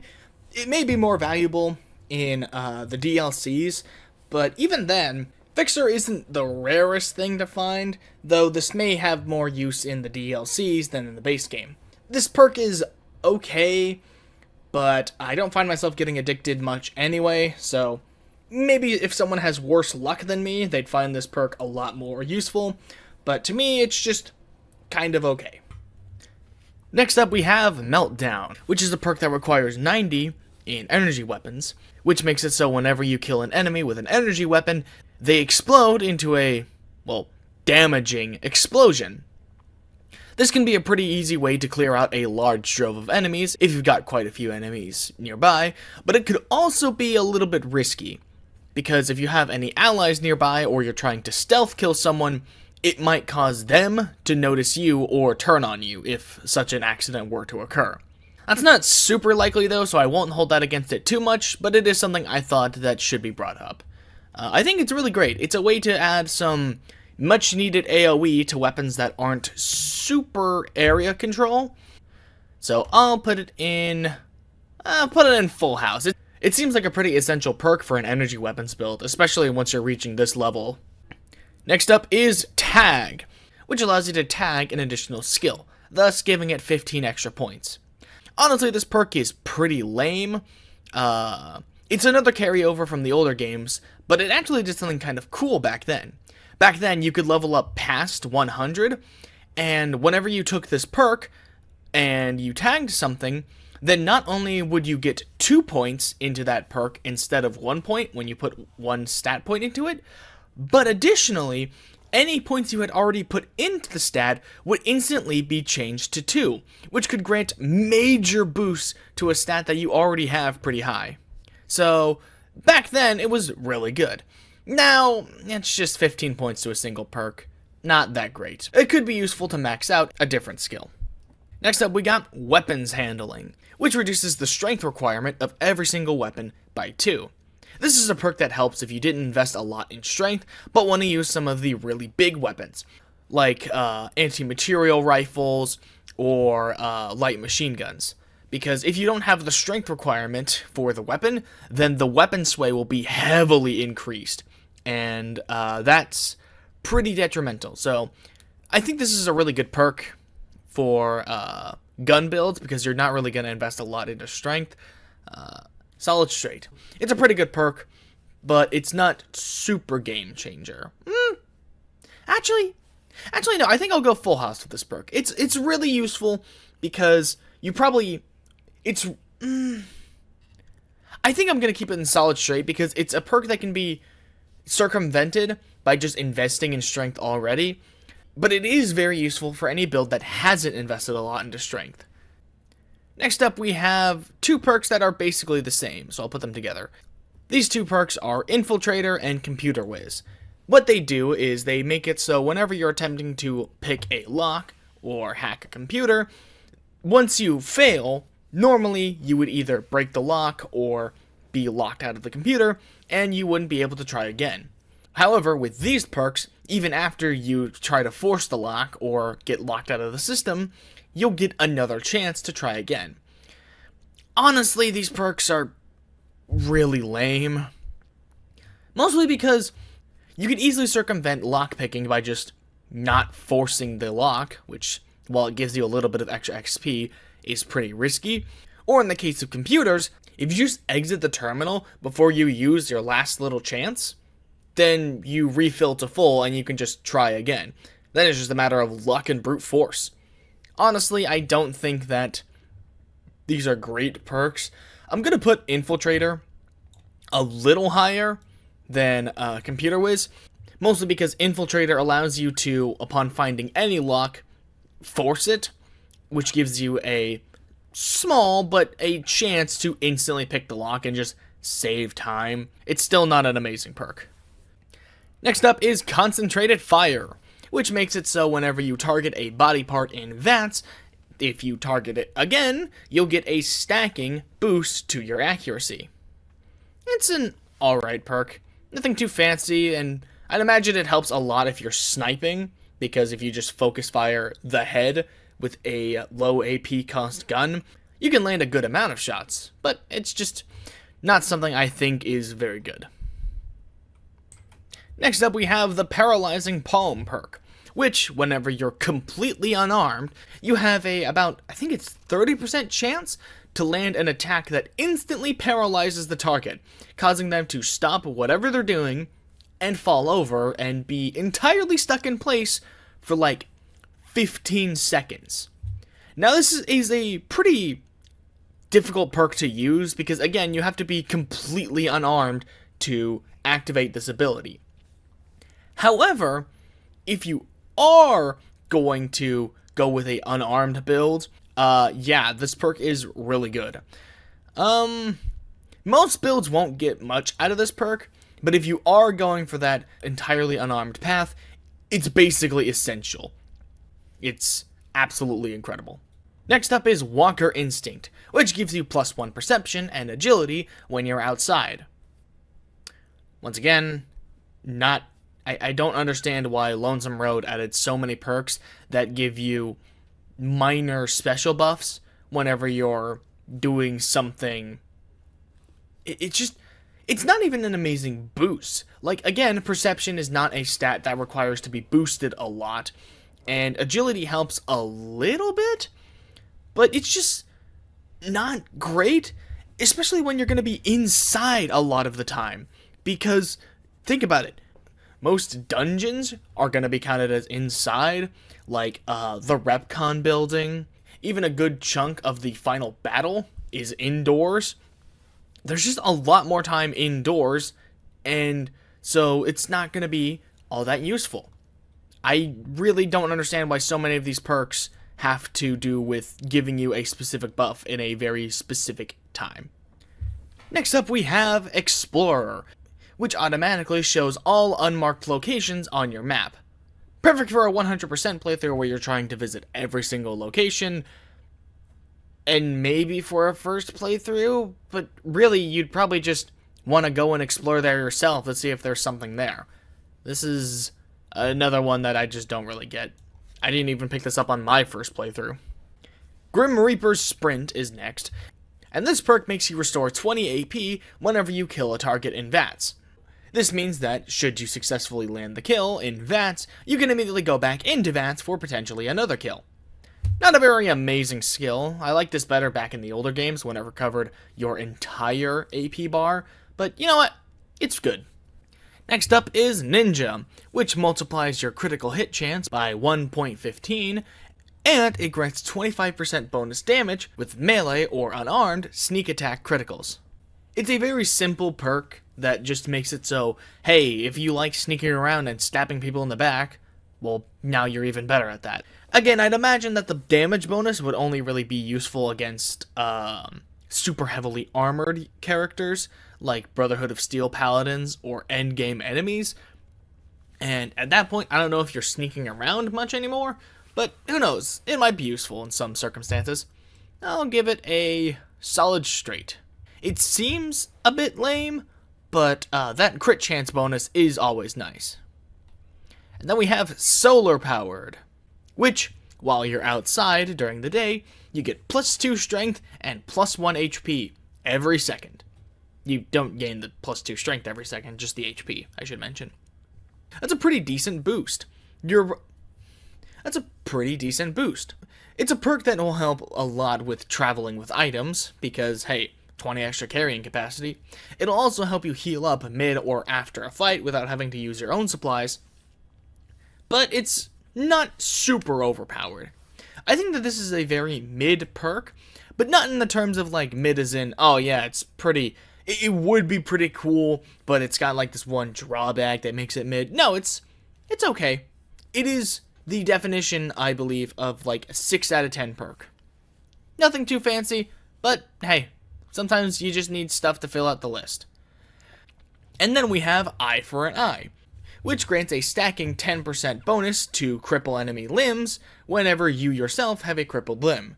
So if you break both of your legs and one of your arms, you'll deal 30% bonus damage to limbs, so you can cripple the opponent.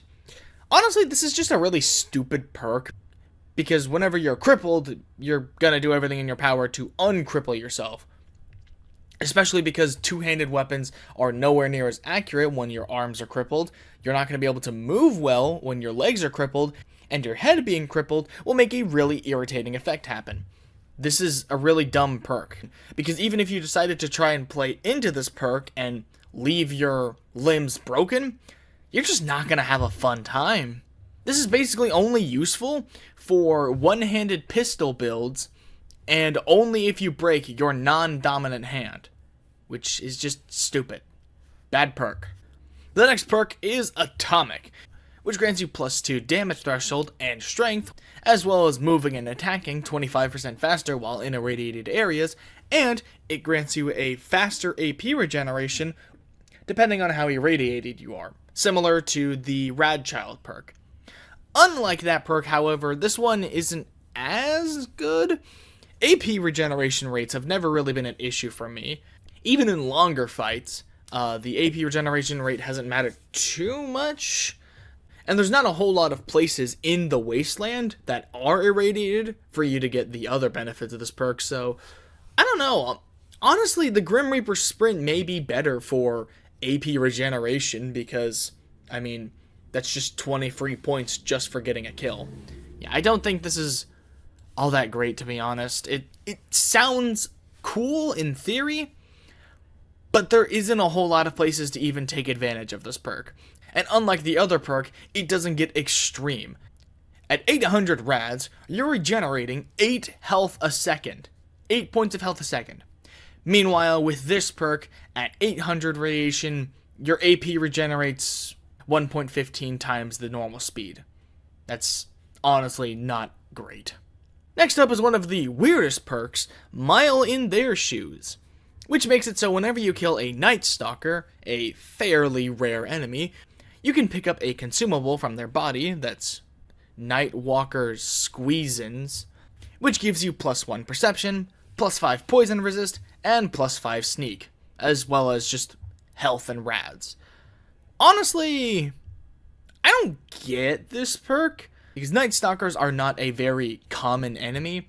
In fact, I can only think of a few places they spawn in the game. They sometimes roam around in Old World Blues DLC, and a pack of them spawn whenever you leave the cave that holds the Rat Slayer. But other than that, I can't think of many places where they'd spawn. But the reward is so lackluster that I don't know if it'd be worth trying to hunt them down, because again, +1 perception. Perception only really matters in its base stat. There's a reason why none of the drugs enhance perception, to my knowledge, because it's just not something you need to change like your other stats. And the poison resist and sneak are so minor, it's just really not worth it. If you really worry that much about poison, a much better option would be to wear the reinforced gecko armor, because that thing gives you like 25% poison resist. And the sneak bonus is less than that of a magazine, so I don't really understand why you'd go with this. It's, again, another really bad, really lame perk. In comparison, however, is Them's Good Eatings. And Them's Good Eatings makes it so every enemy has a chance to drop either Thin Red Paste or Blood Sausages. Thin Red Paste is a very good healing item, as it recovers 2 HP every second for the next 30 seconds, as well as giving you +5 max HP, as well as the slightly rarer Blood Sausage, which gives you plus 5 HP for the next 30 seconds, and plus 10 HP for 4 minutes, which can also be turned into the Black Blood Sausage, allowing you to get 10 HP for the next 20 seconds, and it increases your max HP by 25 for 4 minutes. It's a really high requirement because not a lot of people invest into survival, so that's definitely something to think about when categorizing this perk, but considering that every enemy in the game can drop multiple of the Blood Sausage and Thin Red Paste, it's an absolutely incredible perk for keeping yourself alive and conserving your more important healing items. Especially because they only weigh 0.1. You could hold 10 of these in exchange for 1 Nuka-Cola bottle, and they heal so much more. I think that this is definitely a perk more people need to use, and while it's not going to be something everyone finds because it requires a survival of 90, which is pretty intense for a lot of people, it's just so good, man. You gotta get some good eatings. Next up we have Laser Commando, which gives you a 15% damage buff and 10% crit chance buff when using any laser weapon. Now, as you might imagine, this is basically essential for any laser weapons, and while I did criticize the plasma perk for only affecting plasma weapons, there are more laser weapons than there are plasma weapons, so this gets off a bit more scot-free. I think that personally it's a pretty good perk that is only held back by the fact that it affects laser weapons. It's pretty useful for those builds, but a lot of people don't go energy weapons for various reasons. But I do think that if you are going down the laser path, this is definitely a really good perk to pick up. Next up we have Nuka Chemist, which allows you to access to some very special Nuka recipes at crafting locations. This is basically just a way to take normal, basic Nuka-Colas and turn them into the special brands of Nuka-Cola: Quartz, Quantum, and Ice Cold Nuka-Colas. It's not a super useful perk, but the sodas can be pretty nice when in combat, so I think that it's an alright perk. Also, I do think I will bump up this perk. It feels weird putting a flat damage and crit chance bonus on the same tier as you can make some sodas. You know, just personally. Next up is Spray and Pray, which makes you do 75% less damage to your companions. Unlike the other companion-based perk, this does not require charisma, but it's still pretty lame. Friendly Fire is not something that I even consider in New Vegas. Even in a hardcore playthrough, I've used companions just fine, because it's just not much of a thing to do friendly fire damage, unless you're using a grenade launcher. This perk just seems entirely useless, because if you just don't play with companions, this perk doesn't do anything. And while that can be said for things like, oh, well, if you don't let the enemies get close, then Stonewall is a pretty useless thing, or oh, well, if you don't use a shotgun, this is a pretty bad perk. And while, yes, that is true, just about everything you're doing in this game is shooting a gun. So it just makes sense to pick up perks that make shooting guns even easier. Yeah, sure, Finesse will only increase your critical hit chance, so if you're doing a pacifist playthrough, it's useless, but that's a special playthrough. That's a unique style of thing. I know people who don't play Fallout with companions, and I personally usually don't pick up companions. So this perk is entirely irrelevant. Even less so than it already is if I was traveling with companions. It's just not good. Next up is Irradiated Beauty, which makes it so whenever you go to sleep, you'll immediately lose all your radiation levels. Unless you're in hardcore, in which it will only reduce it by 100. Radiation is not a big danger in Fallout, as I've said before. It's just not in a whole lot of places in New Vegas. But it can be nice to just wipe it all out in one go, allowing you to save your Rad-X's and Rad-Aways for more important and potentially more dangerous scenarios. Not a super impactful skill, but, you know, it's okay. It's just something that I wouldn't exactly recommend picking up, but I don't know, maybe if you're just really unlucky and can't seem to find Radaway anywhere, maybe you consider picking this perk up. Voracious Reader is next. This perk allows you to take destroyed books or burnt books that you find wildly out in New Vegas and turn them into blank magazines, which you can take these to the machine in Old World Blues and use it to duplicate a magazine you already own.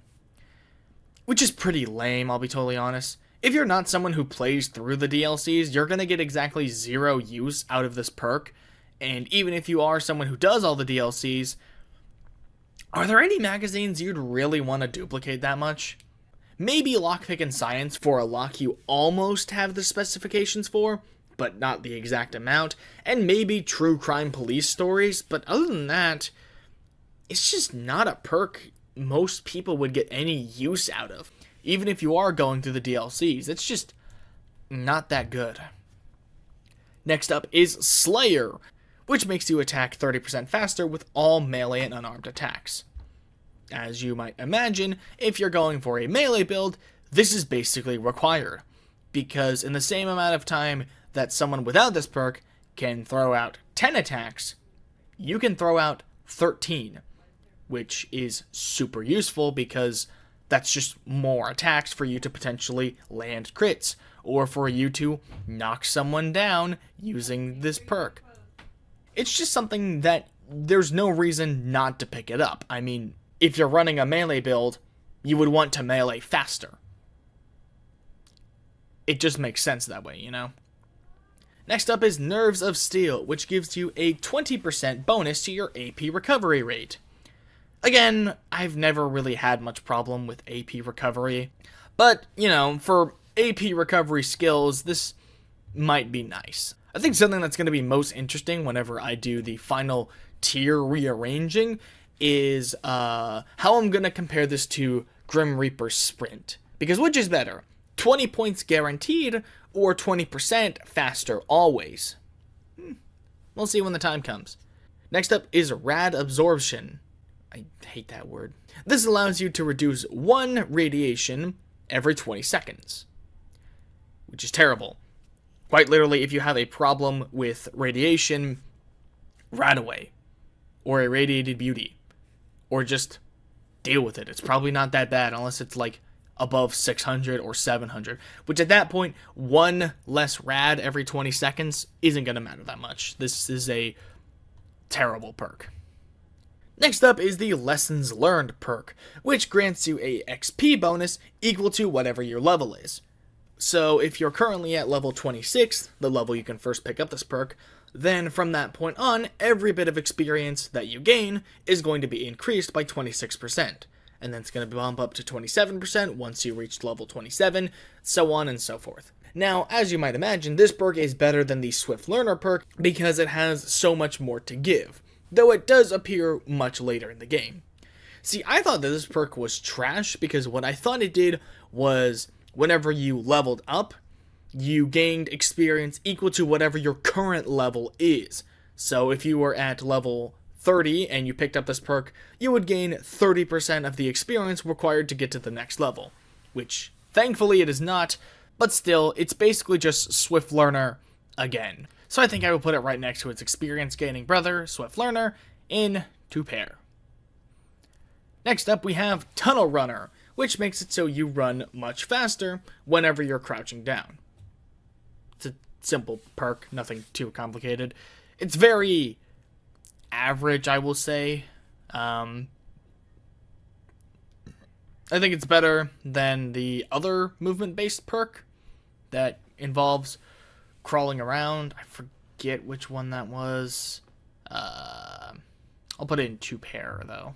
Next up is Roughing It, a perk which allows you to get well rested in any bed anywhere. This is a okay perk, because well rested only gives you a bonus to your experience gain, so it's not something that you're gonna want to have all the time.